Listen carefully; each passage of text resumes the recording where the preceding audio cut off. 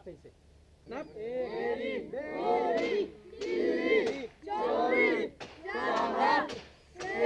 हो गई पांच हाथ तो मंगला नहीं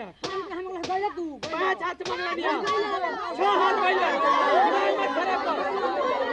दिमाग मत खराब सारे काटन दिमाग मत खराब कर गोली बनावेला हमरा के जाई थी तेरे बाबू से कहे हम ऐसे जाए जो देखो बाबू से कह हां जाई थी देख सासू जाते का रे कहां पर चल में देखल जाए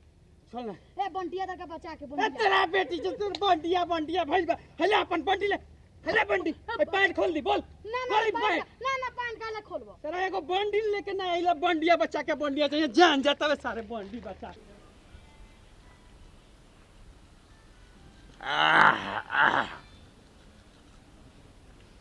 पता ना आज ना आइले से हो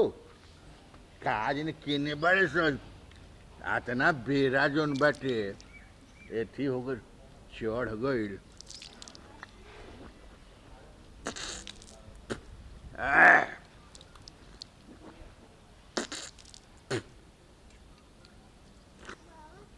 अच्छा कहीं होई लोग तो अबे करी लो ओसे हमरा का ले देखबा अपन काम कर प्रभु चली चाह बनैबू लोग प्रणाम अरे हाँ देखा ना हम तो यादे करत रहनी है तू लोग के कि कहाँ बाड़े से लइका आज अइले से ना क्रिकेट खेले गए अच्छा क्रिकेट खेले गए वाह बहुत बढ़िया जान तेरे बाबू ये अच्छा बाटे आई हमार मंगरुआ के देख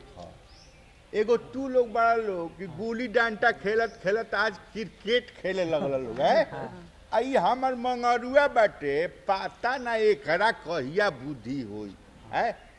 उआ बहिले उ है कित कित कित कित त पीटो त का ये कुल खेलत रहेला है चीका अरे सबके जमाना बा ए चीका के बुझता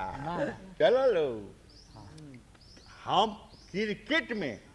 हमार जोड़ा ना रहे जवार में जिला में हम ले आई चैंपियन रनी हम हूँ बे हमारा समय में जानते रहो पेले हनु एक कलकत्ता के टीम जब मैं मोहन बागान में खेलो नू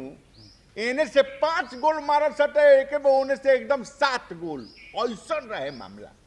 बुझला कि ना हम जब बैकी में रही नू क्रिकेट में बैकी में